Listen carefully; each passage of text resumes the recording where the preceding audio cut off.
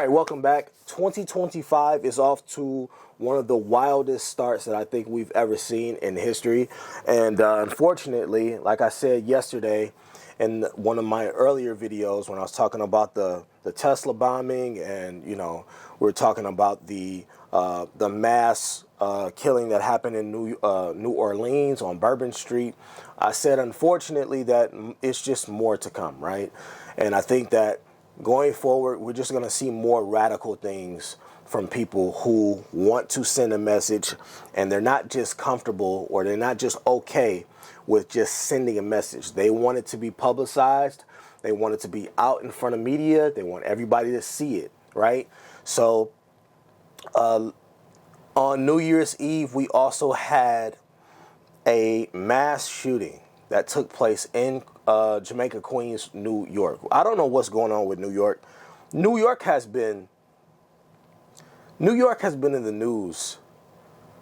So I think out of the last 20 videos that I've done on this channel, I think New York has been featured in some way for at least 50 to 60% of those videos. Honestly. From, you know, we and it goes all the way back with the United Healthcare CEO. From that, then we moved on to what was happening with the mayor in New York and the chief of staff of the police, and it's just, and now there's a shooting in Queens, and it's just, look, I think New York, for whatever reason, New York is just not a place. I got another story that I want to bring up from New York right after this.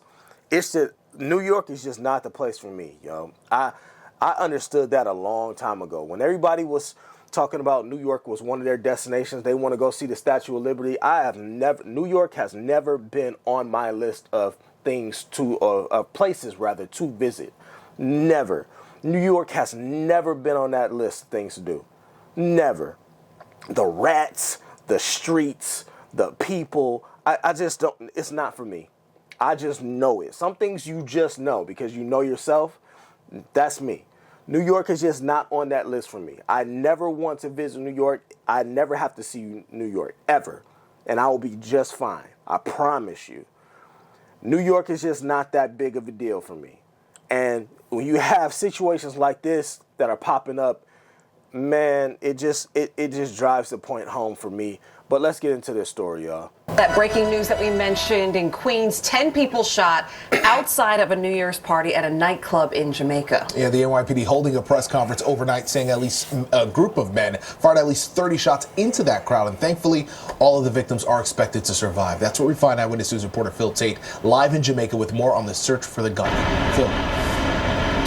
Yeah, Pedro, Charlene, right now an active investigation is underway as they try and track down 3 to 4 men that shot at a crowd outside of the Amazura nightclub, sending 10 people to the hospital. I want you all to take a live look right now at this active crime scene. Investigators are hard at work. About 30 markers are down right now. Again, this happened right here in Jamaica. They are looking through every inch of this frozen crime scene. Now, it appears that there was a private event that was taking place at this space with about 90 people inside when those bullets flew around 11:30 last night, causing panic, injuring 6 women and 4 men between the ages of 16 to 20. Now, cops say it was a dangerous scene as about 30 shots were fired before the suspect, still at large, got away in a gray Infiniti with out-of-state plates. Now, police right now recovering evidence along the 144th Place Street outside of the club, which is now a massive crime scene. Now, Chief of Patrol Philip Rivera spoke out just a short time ago as to how this all unfolded. Let's take a listen.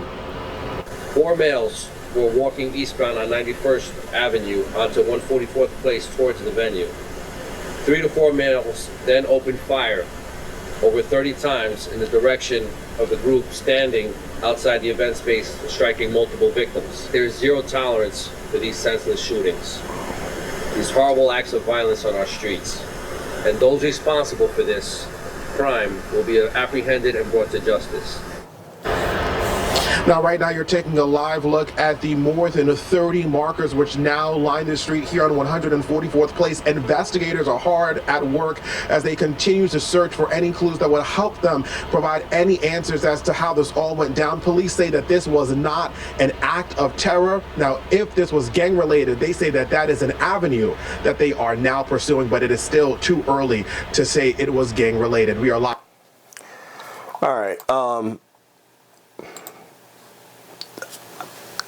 I don't know why. I just assumed that there was some type of, fight that broke out.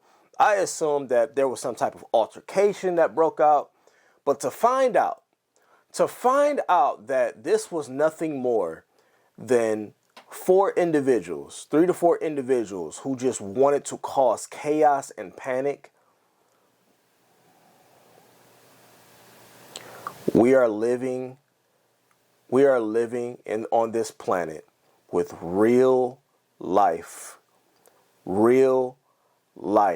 mutants, real life demons and demonic motherfuckers and individuals who don't have a goal. They just aim to hurt somebody. They're out to hurt somebody. And spare me the rhetoric of they're just doing this. This is part of their culture. This is where they came from. I don't want to hear none of that shit on these podcasts that people be talking about. What are you doing shooting into a crowd of people over 30 times? You are trying to kill someone. You are aiming to kill, not someone. You are aiming to kill and hurt multiple people. You are trying to take out multiple people. This was a mass shooting. And because there is no death toll, it's probably not going to get the type of press that it would have gotten if it was a school. But this is absolutely on the same level as that. It's insane to me. And I know they're going to do everything they can to track down these 4 individuals, but I think that if they find them, that they should hang them. I think that if they find them, bleed them out. Why should we extend some type of formality or or put them through the justice system when they have no culture? They're uncouth. They're savages.